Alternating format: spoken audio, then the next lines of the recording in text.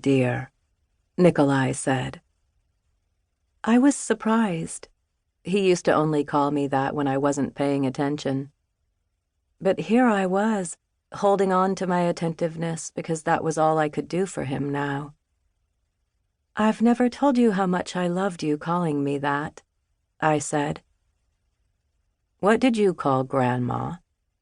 "When I was your age? Mamita," I said. "That was endearing," he said. "You have to get the name right when you find the person hard to endear," I said.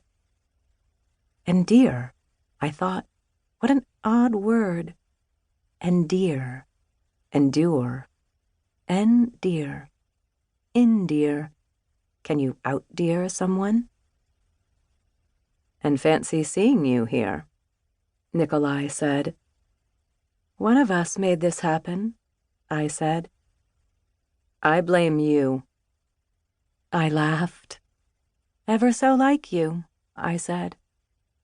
I then explained the liberty I had taken to get myself here. For one thing, I had made time irrelevant. "I could be 16 like you are," I said, "or 22, or 37, or 44. "I would rather you are not 16, he said. "Why not?" "I don't want to feel the obligation to befriend you."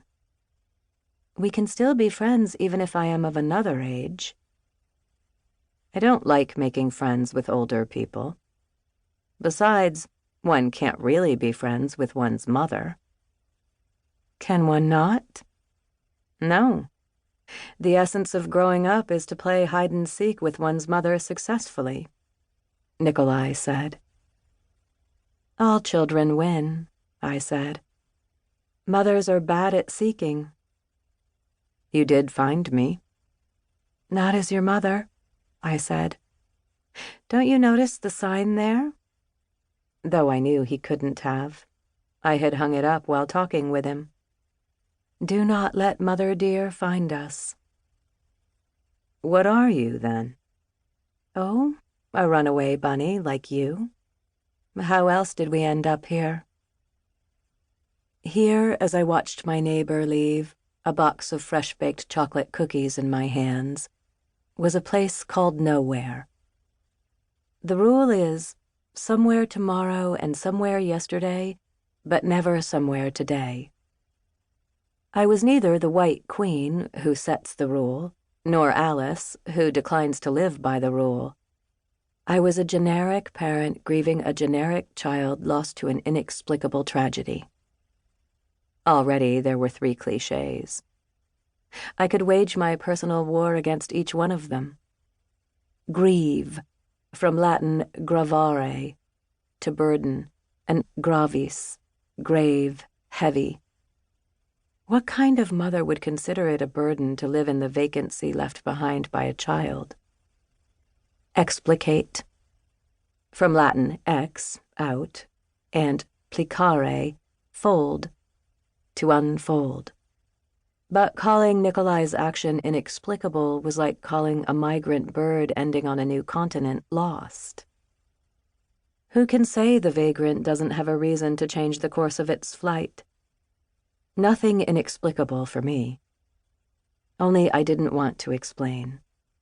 A mother's job is to enfold, not to unfold. Tragedy. Now that is an inexplicable word. What was a goat song, after all, which is what tragedy seemed to mean originally?